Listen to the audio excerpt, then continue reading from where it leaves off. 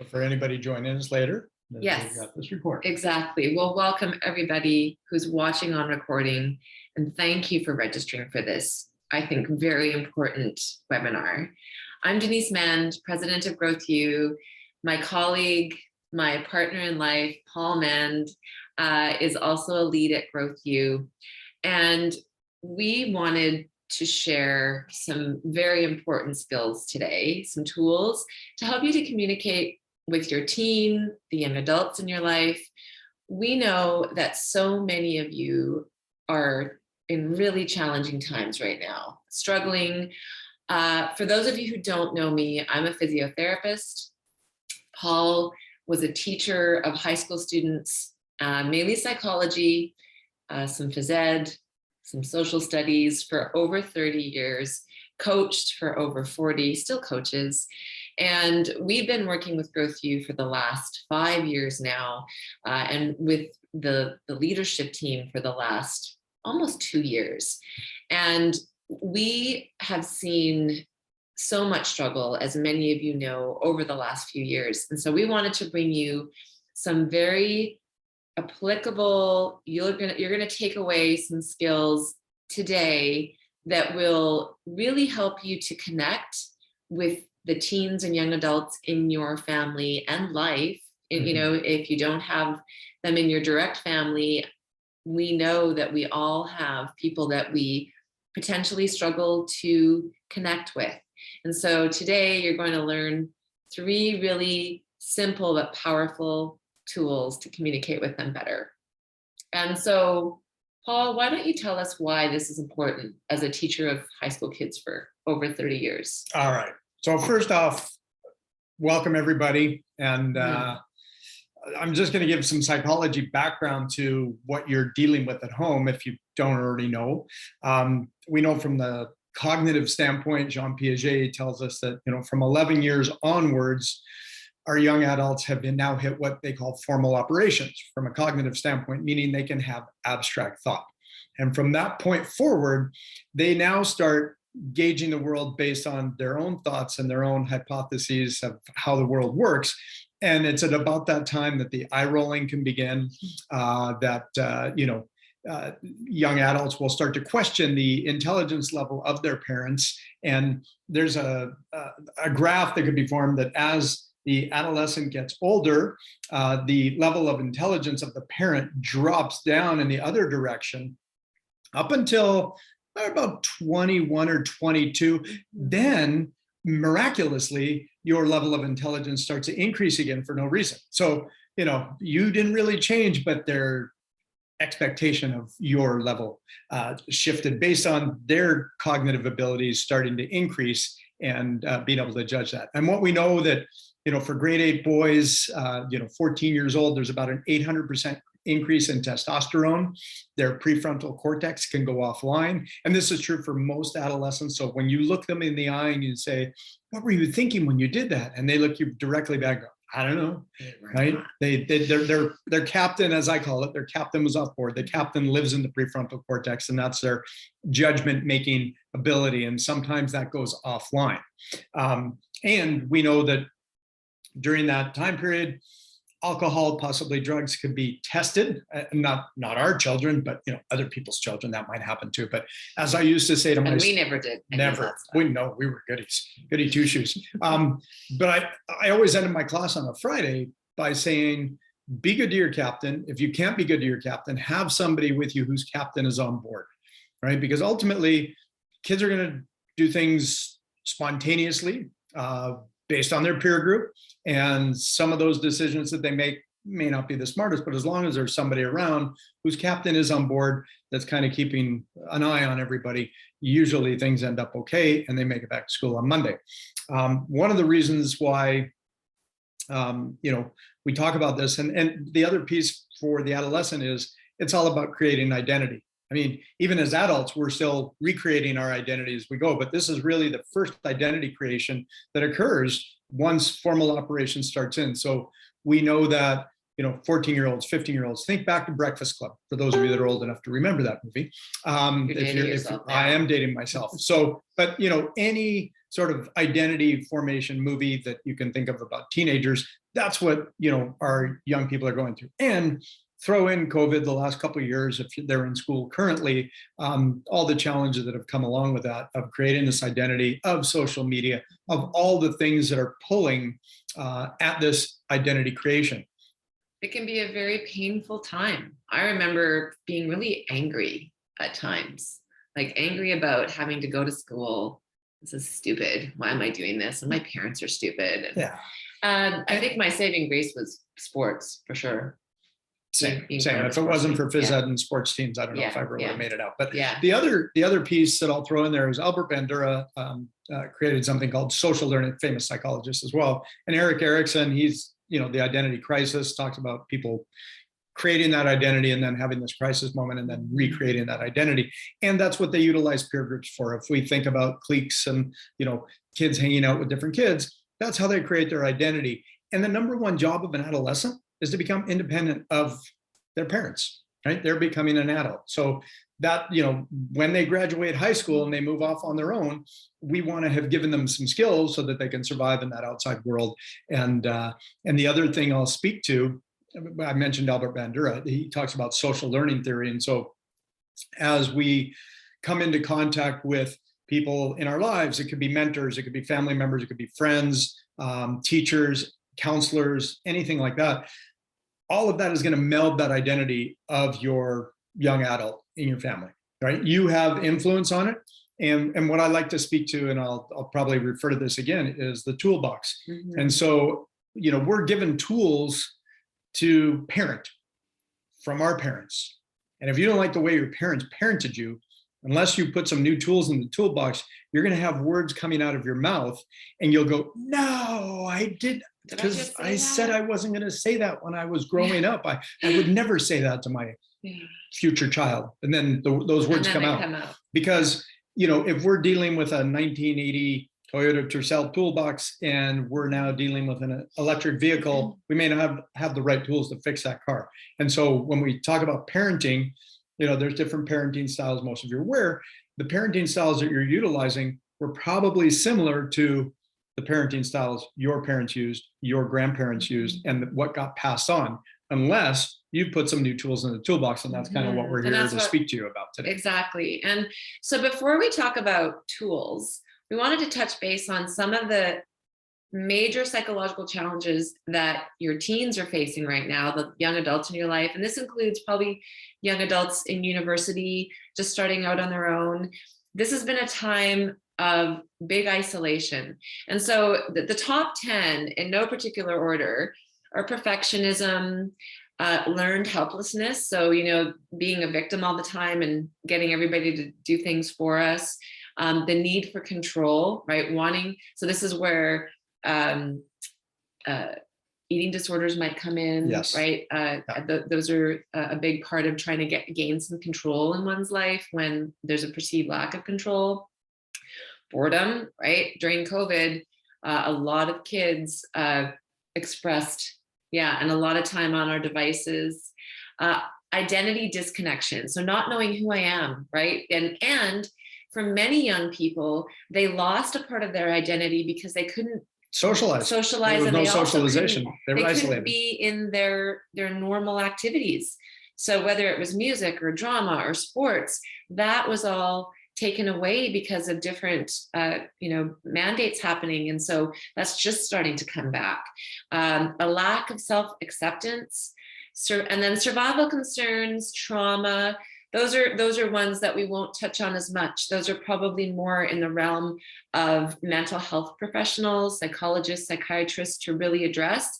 Ones that we wanted to really talk about are, the ones where there's lack of connection, there's lack of self-acceptance, and boredom. Mm-hmm. And so what are some tools that, number one, what would you tell parents when you talk to them as a teacher about things that really could help them not only talk to their teen with more effectiveness, but also, to feel better about the perceived lack of connection, or that, when you talk to your teen and it's like, I don't think they're hearing what I'm saying. Or maybe even your spouse. You're talking away and they did not listen to one word you said. Never happens here. Never, never. Okay. So the number one thing I think to take away is that, first off, keep the lines of communication open. That's probably the number one successful thing that you can do with your family is just, and that's whether it's children or your partner, is always keep the lines of connection open. That's probably the most important part. And whether that's, disconnecting from electronics, going for a walk, going for a hike, doing something outdoors that, almost forces that communication to happen, right? Going for a walk or even a drive with our young adults and teens was one of our favorite ways to connect, because you kind of have them held captive and they don't necessarily have to make eye contact, but you're both going in the same direction and you can start to have a conversation. Yeah. So I think the one model we'll talk about first is the 4 laws of focus. And, I think this is one of those things that for a young adult, if they focus on sort of the loss and what they're missing, and if they're getting their self-esteem from an outside source, we know that happiness is actually an inside job.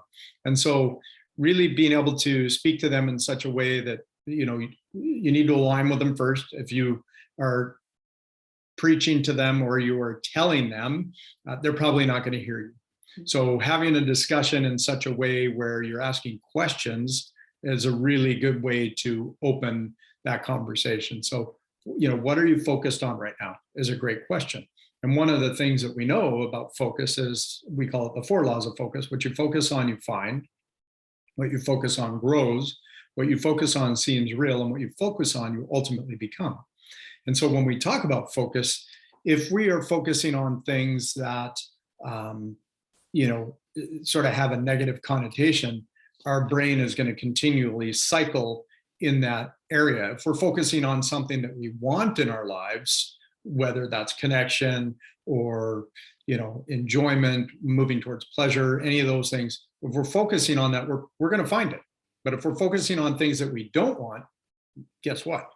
You'll get what you don't want, because that's where you're I was just going to say, what's the part of the brain? All right. And this is a great story. So there's an area of the brain called the reticular activating system, and it's an area. It's located just below the midbrain and above the hindbrain, and incoming signals into the brain from outside world, right? Our sensory receptors, our visual, our touch, our taste, our hearing, our auditory, all filter through this area. And so one of the stories that I like to tell is we had a gentleman a number of years come back, speak to all the teachers in the district. It was a Pro D Day. And his name is Gary Anaka from Vancouver Island here in British Columbia. And he told the story about he and his son were having breakfast, and he was in the market for a new vehicle. His old vehicle was, ready to be done. And he said he wanted to involve his son in this discussion. And so he said, son, I need to get a new vehicle. What kind of vehicle should I get? And his son said, well, Dad, I think you should get a truck, because, you carry a lot of stuff to your events. You need something to, cart everything around in. And he said, that's a great idea. And he said, what color truck should I get, son? And his son said, I think you should get a white truck, Dad. Yeah, a white truck. So, and his son was like in grade 2 or grade 3. So breakfast is over. Gary and his son hop in their vehicle to take his son to school, which is about 7 or 8 blocks away. They drove this way every day. And on the way to school that day, Gary's son said, Dad, there's a white truck. Dad, look, there's another white truck there. There's another white truck there. And on the way to school, he said they saw like 9 or 10 white trucks. And he said they drove the same way every single day, but they had never noticed the white trucks before. Why? Because the reticular activating system was not turned on to white trucks. It was focused on other things. So if we turn our brain on to find certain things, for those of you that maybe have a certain type of vehicle and you're driving down the road, you notice more people that are driving that vehicle. And you're like, hey, look at that guy. That's guy's got my car. It's Mother's Day coming up. Or it's Mother's Day. And for those of you that, have kids, that when you became pregnant, suddenly there were babies everywhere. and you never noticed them before. And this is the power of the reticular activating system. Yes, or the RAS, as we call it. And we for can short. be intentional about it. So we can choose to turn that on in a way that we can focus on what we want, to Paul's point, versus what we don't want. So I think it's a good time to talk about what we call the communication hierarchy, because Paul talked about this just a moment ago, about, you know, how we communicate with our young people and also how we communicate with each other. And here at GrowthU, this is one of our standards, is that we really try to go into every interaction with this in mind. So certainty, what does that mean? Well, number one, when we first started today, we introduced ourselves and we told you what we were going to talk about. When I'm talking to my teen, this is like checking in. It's like, how are you? I want to gain some rapport. So I want to never assume that I know you and know what's going on with you. Even if you live in the same house as me, you know how much things can change from day to day. And with teens, sometimes it's hour to hour. Minute to minute. Right? When hormones hit. So this is where asking questions, you know, how are you really feeling today? What is new with you today? What can I do to help you today? And what if you get a response of, you know, because teenage boys at 13, 14, they go to caveman speak. They do a lot of grunting, a lot of, and for that matter, teenage young women can also go into monosyllabic responses. Or into their rooms and close the door. Yes. Yeah. So, you know, it's really seeking that alignment, right? Seeking that alignment and find out where where they are. What were some questions that you ask your students to get them out of those monosyllabic replies? Maybe asking questions that don't necessarily have a yes or no answer to them. Like just, you know, what I think about questions we ask our children way back. You know, what'd you learn today? Nothing. That was a favorite. Nothing. Yeah. Sometimes it was nothing. Yeah. Oh, really? So, you know, what was your favorite class today? So asking questions that elicit a response other than we also yes liked, what was the best part of your day today? What was the hardest part of your day today? What was the worst part of your day today? Right?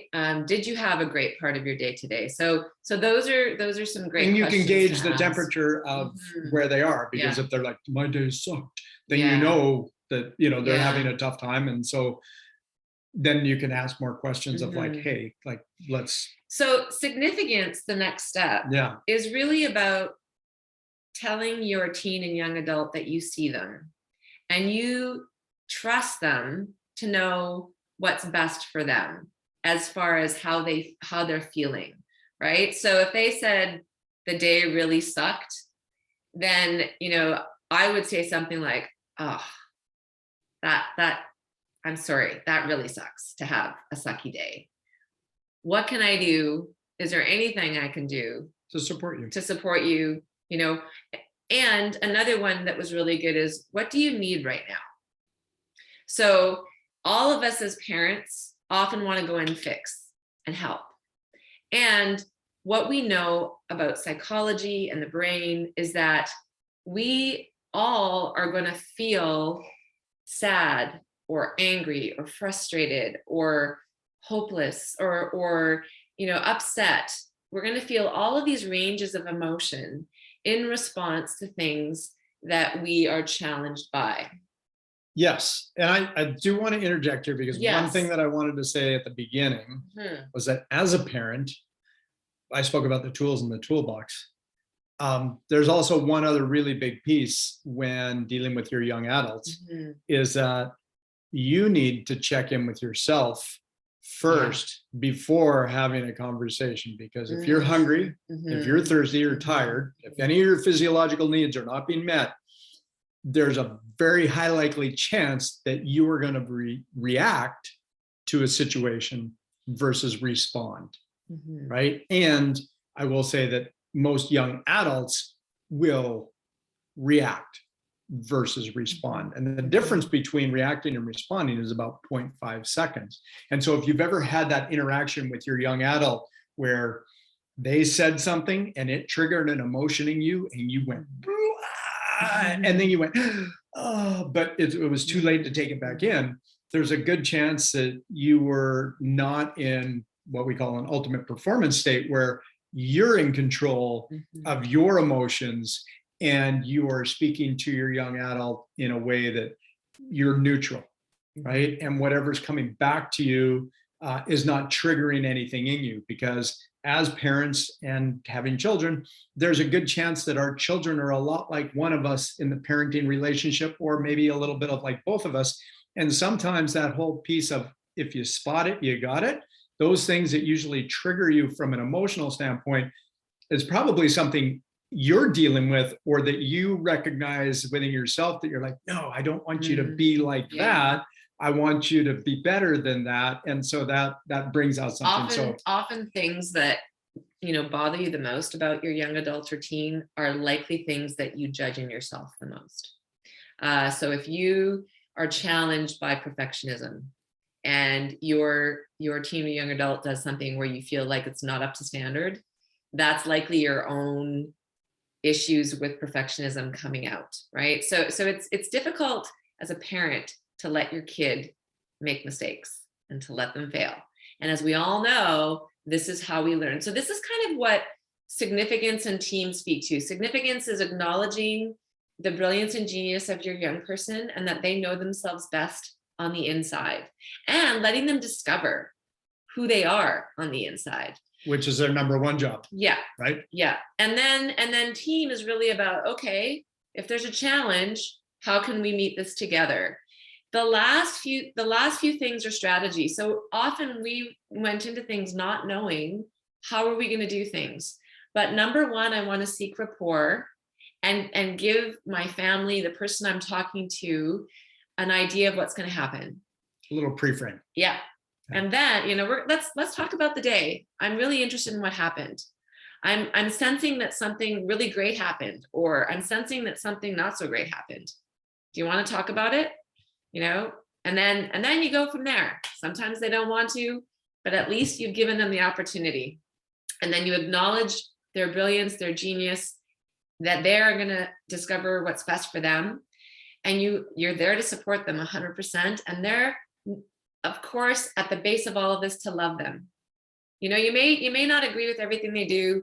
You may not like them all the time, but you know that you're going to love them no matter what. The strategy and the results come last. So that's the communication hierarchy. Anything else you want to talk about there, Paul? No, that's before we get to our last. And model? I will say that this, is one of those things that comes out a lot. And if you're speaking to your young adult and they're on doing this and the focus isn't there, wait until you have a connection time of this needs to go down, and we're just going to have a conversation with no electronics, and we're going to do this, because ultimately they're seeking significance from an outside source most of the time, from their friends, their peer groups, how many likes they're getting on social media. It reminds me of one of my favorite times with my son. So he's now 25, just about. And when he was in high school, he loved, there were a few like cartoons that he loved. Bob's Burgers was one. The other one was The Family Guy was the other one. And so he would often be sitting watching, and I would just sit beside him and watch. And that was a great time to connect, because again, he didn't have to make eye contact with me. And often the shows would trigger things that he would want to share about his day with me. Or I would ask questions about his day or about what was going on based on what was happening in the show. So sharing and connecting through shows or movies or games for our family were great ways to have a non-threatening environment to just see where the conversation goes and take advantage when the teens did start to talk. Yeah. But I have some of my favorite memories of watching Bob's Burgers with my 13-year-old and him laughing hilariously and me going, I don't get it. Anyway, All right. last model. Last model. Now, this is probably important for all of us right now because we are all influenced by the 24-hour news cycle. And this goes to what we focus on, right? So what we focus on, we ultimately become, and what we focus on, seems real, right? So we create our reality. This is well known in psychology and how the brain works, is that what we perceive to be real is real to us. And so when we look at what we focus on and the power of that and focusing on what we want is one thing. Getting pulled into the 24-hour news cycle, getting pulled into other people's problems or issues, which is often what our young people will bring home from school, that this is where this model is so powerful. So Paul, tell us about the control model. Yeah, it's one of my favorite models. So it's that, at the center, we have things that you can control, right? And you're responsible for, right? So family, we have control, some control. We don't have control over our young adults, and just, you can make recommendations. You can have hard no's. Like there can be certain things that there are boundaries. There are boundaries. Yeah. Absolutely. If there's safety concerns, their no's are definite. Like, nope, not happening. Not under that. You can do this, or this, but that's beyond the level of comfort and safety for us. And when you turn 18, if that's something you choose to do, I can't stop you from doing that. However, right now, and having that discussion. So, I mean, you have the authoritarian type of parenting, which is like my way or the highway, right? In which case kids don't really have a choice. The democratic or sort of authoritative, where there is some discussion, there is options A, B, and C, right? The permissive family where like anything goes, or the laissez-faire where, like uninvolved parents, like parents are like, I don't even know if I have kids, right? So it depends on, and your young adults are going to compare their friends' parenting styles with your parenting style. You go, my parents suck. I never get to do anything. And these parents are so much nicer, and all of these things. And again, it goes back to our toolbox, right? So going back to what we have control over there. So speaking of control, we do have control over certain things, right? We have control over, our immediate area or our local community to some extent, but things we can influence, that expands out a little bit further. Things we can't control or influence are world politics, the environment.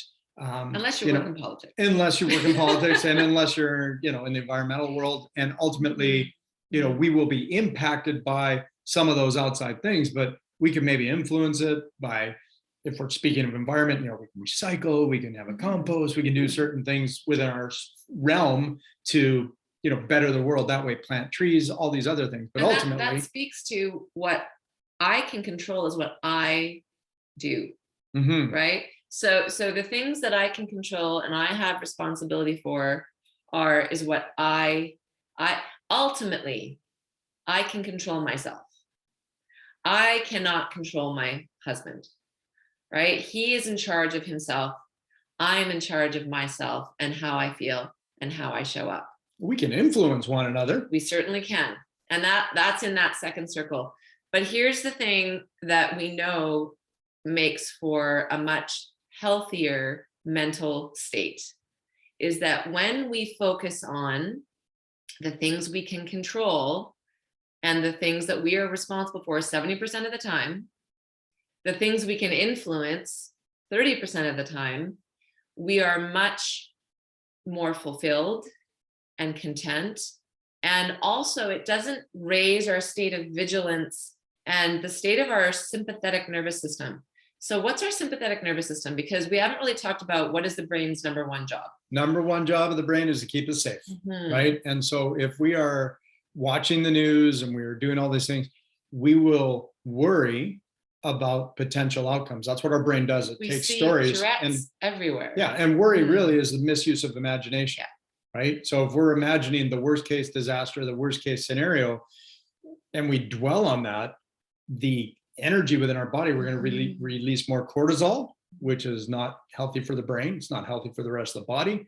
All of these things. And so, ultimately, stress, the way that we believe in stress, good or bad, is that belief will happen. If you believe stress is good for you, it actually has a physiological effect in a positive way versus if you think stress is bad for you. But that's for another That's call. for a whole other we time. could do a whole other episode. And Yeah. I know I want to be cognizant of time. We've just gone over our 30 minutes. So if you have any questions on anything that we presented, and I will say that one of the things that we're starting on Monday, we have a future leaders program from Growth U that is going to start on Monday. I get to be the advisor for that program. And so if anybody has any young adults who would like to get more information on that happiness is an inside job, the ability that we have to respond versus react, it's a 45-day program that basically builds new neural pathways and helps young adults really move in the world, understanding that they get to control, they're in control, right? And that they get to choose, which is their greatest superpower. And if any parents want to take this program just to learn and maybe even be able to communicate with their young adult better, that's there for you as well. So, and these programs are such high value. Normally programs that are 45 days are $295 US. The Future Leaders program is $79. Yeah. So it's an amazing value. You're going to get extra value having a Zoom call, and to be able to talk about and question somebody who is an expert in the field of education and psychology and has coached, I don't know, hundreds, if not thousands of young people in his career. So thank you so much for watching the replay of this. And thank you for supporting Growth U, whether you've taken a program, whether you receive Daily Growth. And please reach out, because we're here to help you become more. So love to you all. Have a beautiful rest of the weekend. And remember that change is inevitable. Growth is intentional. All right. Bye.